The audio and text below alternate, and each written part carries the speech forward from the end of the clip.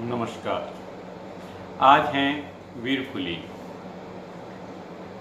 मेरी सभी प्यारी बहनों को वीरफुली की हार्दिक शुभकामनाएं और बधाई। आज मैं आपको वीरफुली के बारे में एक छोटी व्रत कथा सुनाता हूँ। एक सेठ जी थे, उनके दो संतान थी, एक लड़की एक लड़का।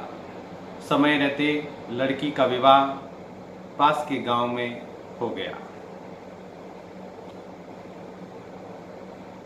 श्रावण पूर्णिमा के दिन रक्षाबंधन और रक्षाबंधन से पहले जो वार मंगलवार या रविवार पड़ता हो और उस वार के तुरंत बाद रक्षाबंधन आती हो, यानी रक्षाबंधन के पहले जो वार आता है उसमें मंगलवार या रविवार होता हो, उस दिन वीरफुली का व्रत बहन अपनी भाई की रक्षा के लिए, भाई के शुभ के लिए, भाई के हित के लिए, भाई के कल्याण के लिए ये व्रत रखती हैं।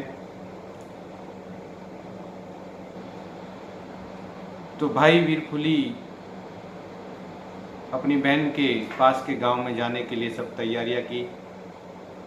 माँ के कहने से वो बहन के लिए वीरफुली लेकर भाई पास के गांव में जा रहा था। पौराणिक कथाएं हैं। रास्ते में जाते जाते अचानक एक घटना घटी। रास्ते में एक बड़ा सांप उनको भाई के रास्ते में दिखाई दिया। वो सांप अग्नि स्नान करने के लिए जा रहा था। भाई ने उस सर्प को आवाज़ दी तो उस सर्प को गुस्सा आ गया कि मैं अग्नि स्नान करने जा रहा हूँ, तूने मुझे क्यों रोका? अभी मैं तुम्हारे को डस जाऊंगा।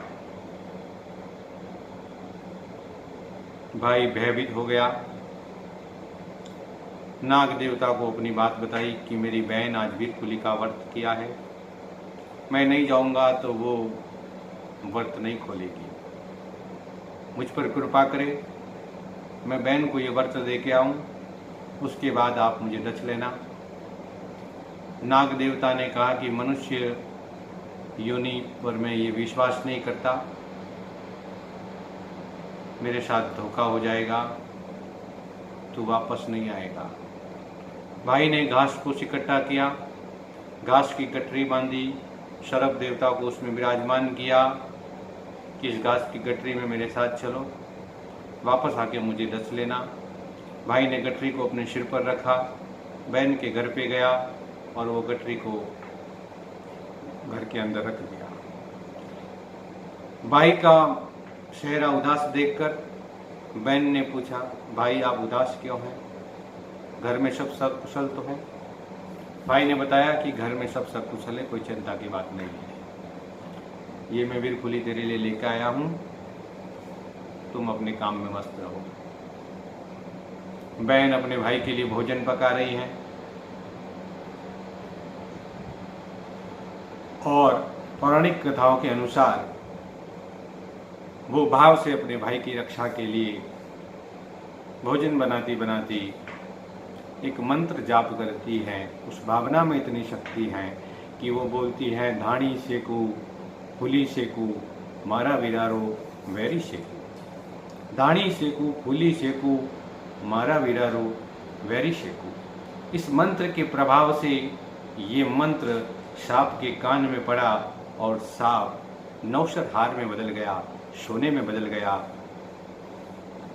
इतनी देर में ही बहन के वहाँ गाय भैंसे थी, तो वो घास फूस खाने के लिए गाय भैंसे आगे बढ़ी।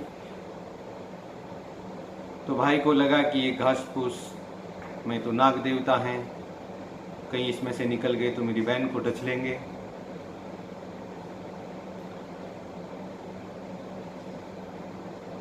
फिर भी वो घास फूस बहन डालने गई, उसमें खोला तो वो नौशर हार बन गया। भाई ये सारा देखकर आश्चर्यचकित हो गया और वो हार अपनी बहन को गिफ्ट कर दिया। आराम से वर्थ वर्थ खोल के भाई अपने गांव लौटा। माँ को रास्ते में घटित घटना, बहन के घर की सारी घटना बताई। गहने दागिने जो बने शरफ देवता के वो बहन को दिया, ये सब बात माँ को बताई। तो भाई की पत्नी ने ये सारी सुन ली और उसके मन में पाप आया और बोला कि तुम कितने मूर्ख हो। सोने नौशर का हाथ तुम्हें रास्ते में मिला बना और आप अपनी बहन को गिफ्ट करके आए। स्त्री रूप प्रकट किया, तांडव मचाने लगी, घर में अशांति का माहौल हुआ। आखिर औरत के आगे आदमी कर भी क्या। फिर बहन के यहाँ गया और सारी बात बताई।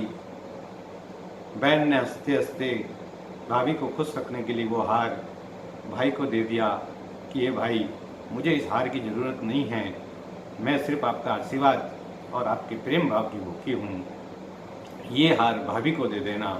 भाई हार लेके भाभी के पास चला गया और वो हार उस भाभी के हाथों में दिया। उसके मन में पाप था, क्रोध था, लोभ था, मोह था, माया थी। तो वो सर्प जो है अपना असली रूप प्रकट कर दिया और उस सर्प को देखकर वो भाभी घबरा गई और बोली, ये तो काल है, महाकाल है, मुझे मार डालेगा, ये पतिदेव भी सर्प अपने हाथ में लीजिए। जैसे ही अपने भाई ने पवित्र भाव से वो सर्प अपने हाथ में लिया तो फिर से वो नौशर हार सोने का हार बन गया और बोला कि ये जो भी है अपनी बहन को अर्पण करो। कहने का तात्पर्य ये है कि बहन जो होती है वो उसके भाग्य लेकर आती है और उसके जो भाग्य में लिखा था वो कभी भी अपने को वापस नहीं लेना चाहिए। बहन, बेटी और बुआ कभी भी अपने घर में आती है तो वो कुछ लेने नहीं बल्कि आशीर्वाद देने आती है और उन आशीर्वादों से आपका बुध ग्रह अच्छा होता है और बुध ग्रह जिस व्यक्ति का अच्छा होता है उसको व्यापार में कभी नुकसान नहीं होता है। हमेशा आई हुई बहन, बेटी और बुआ का जितनी श्रद्धा शक्ति अनुसार फूल लारे पोकड़ी, मारवाड़ की भाषा में कहते हैं कि फूल लारे पोकड़ी, जितनी भी हो उनकी श्रद्धा से आप सेवा करनी चाहिए। सेवा नहीं कर सको तो कम से कम अच्छे शब्द, पवित्र भाषा का उपयोग कर उसके मन को कभी भी नहीं दुखाना चाहिए, जिससे आपके घर में सदैव लक्ष्मी का वास रहेगा। जय वीरकुली, जय वीरकुली। ओम नमः शिवाय।